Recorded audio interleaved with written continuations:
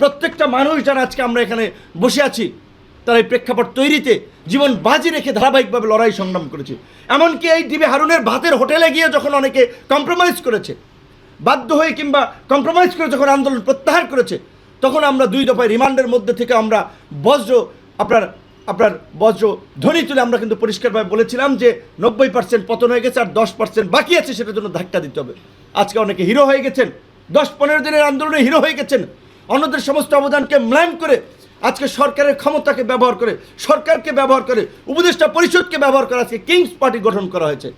আর সেই কিংস পার্টির কার্যকলাপ আপনারা দেখতেছেন যে কিংস পার্টি আজকে তরুণ প্রজন্মকে বিপদগামী করছে, রাজনীতিকে কলুষিত করছে।